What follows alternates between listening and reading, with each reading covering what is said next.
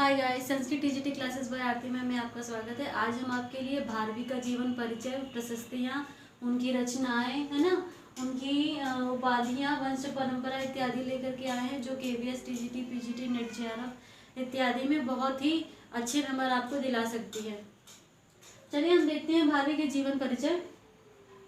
इनके पिता का नाम श्रीधर नारायण स्वामी अवंती कथा सुंदरी के अनुसार कहा जाता है।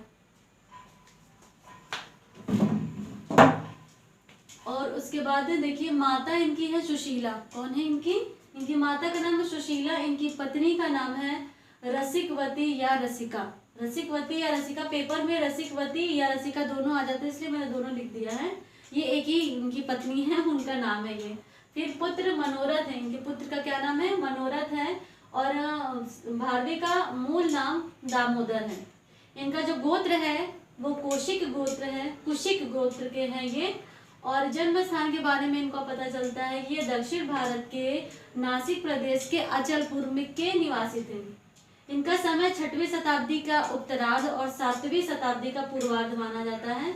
6वीं शताब्दी का उत्तरार्ध और 7वीं शताब्दी का पूर्वार्ध इनका समय माना जाता है। संप्रदाय ये शैव संप्रदाय के थे, यानी शिव के उपासक थे।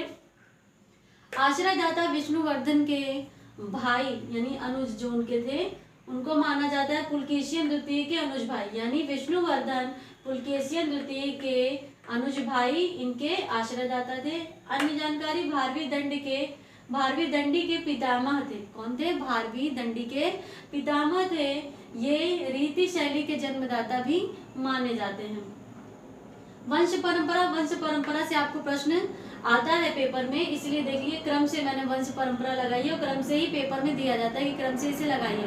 क्रम ऊपर नीचे करके दे दिया जाता है, आपको क्रम से लगाना होता है। नारायण स्वामी श्रीधर, यानी ये तो इनके पिता का ही नाम है, किसके अनुसार? सुंदरी अवंती सुंदरी कथा के अनुसार। फिर भारवी के कौन थे? ये पिता थे। फिर दूसरा क्रम भारवी दंडी के पितामह। फिर तीसरा क्रम मनोरथ दंडी के पितामह। फिर चौथा वीर गौरी, दंडी के पिता का नाम वीर और माता का नाम गौरी। दंडी गौरी दंडी के माता पिता। फिर पांचवा दंडी भारवी के प्रपौत्र थे। कौन थे? दंडी भारवी के प्रपौत्र थे। शैली देख लीजिए, इनकी शैली पांडित्य प्रधान अलंकृत शैली थी। इनकी जो रीति थी वो इनकी रीति पांचाली थी। पांचाली रीति के थे। गुण इनका ओज गुण युक्त था। अलंकार इन्होंने 3 शब्द अलंकार, 60 अर्थालंकार और 7 चित्राक्षर माने। 3 शब्द अलंकार, 7 अर्थालंकार और 7 चित्राक्षर माने। ये 60 आपका अर्थालंकार है, ठीक है। फिर इनकी वाणी को प्रकृति मधुरा भी कहा जाता है। क्या कहा जाता है? प्रकृति मधुरा भी कहा जाता है। इनकी रचना एकमात्र रचना है जो 18 सर्गों में है, किरातार्जुनीयम। इसके प्रत्येक सर्ग के अंत में लक्ष्मी शब्द आया है, इसलिए इन्हें लक्ष्मीयांत महाकाव्य भी कहा जाता है, किरातार्जुनीयम को। इनके जो श्लोक है वो 1040 माने जाते हैं, लेकिन कुछ आलोचक 1030 भी श्लोक मानते हैं।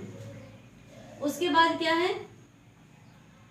इनकी जो उपाधियां, उपाधियों से प्रश्न भी आता है। इन्हें अर्थ गौरव कहा जाता है। मल्लीनाथ द्वारा इन्हें घंटा पद कहा जाता है, सतिका घंटा पद कहा जाता है, घटिका शतक भी कहा जाता है। और इनको नारिकेल फल के स्वभाव वाला भी कहा जाता है। जैसे नारियल का फल ऊपर से सख्त और अंदर से कोमल होता है, वैसे ही स्वभाव के भारवी जी थे। इन्हें आठपत्र सोने का छाता भी कहा जाता है। इन्हें NC चटर्जी ने ट्रावनकोर का निवासी सिद्ध किया है। फिर दक्षिण के ऐहोल शिलालेख में भारवी के बारे में उल्लेख मिलता है, यानी कि उनका नाम आपको ऐहोल शिलालेख में मिलता है। भारवी के किरातार्जुनीयम को लक्ष्मीयांत महाकाव्य कहा जाता है। दक्षिण के ऐहोल शिलालेख में इनके बारे में जानकारी भी मिलती है। भारवी के किरातार्जुनीयम को लक्ष्मीयांत महाकाव्य कहा जाता है। प्रशस्तियां भी देख लीजिए। इनकी प्रशस्तियों से आपके प्रश्न आते हैं कि किसने इन्हें क्या कहा, है ना। जैसे श्रीधर ने इन्हें क्या कहा, मल्लीनाथ ने क्या कहा, या मल्लीनाथ की क्या किंवदंती थी, शारदा तनय की क्या है, कृष्ण कवि की क्या है, या क्षेमेंद्र की बहुत पेपर में आता है, क्षेमेंद्र ने इन्हें क्या कहा, देख लीजिए। प्रतिभा भारवेयम सच्छायेनाधिकृत क्षेमेंद्र कहा। प्रतिभा भारवेयम स्वच्छायनाधि की कृत क्षेमेंद्र ने कहा। श्रीधर ने इन्हें प्रकृति मधुरा भारवी गिरा कहा।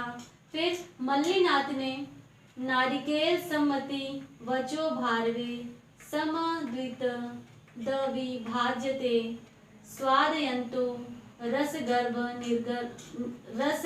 निर्भर सारगम्य रसिका यथेप्सितम कहा। इसने कहा मल्लीनाथ ने। फिर शारदा तनय ने इन्हें क्या कहा? शारदात्मन्यम रस भाव वयो भारवी स्वप्स्युचितवान। उसके बाद कृष्ण कवि ने इन्हें क्या कहा? प्रदेश वृत्त्यापि महात्य अर्थ प्रदर्शयन्ति। प्रदेश वृत्त्यापि महास्यर्थ प्रदर्शयन्ति रसमादथाना सा भारवे सपथ दीपिकेव एषा कृति कैरीव नोपजीव्या। फिर से देख लीजिए, श्री कृष्ण कवि ने क्या कहा?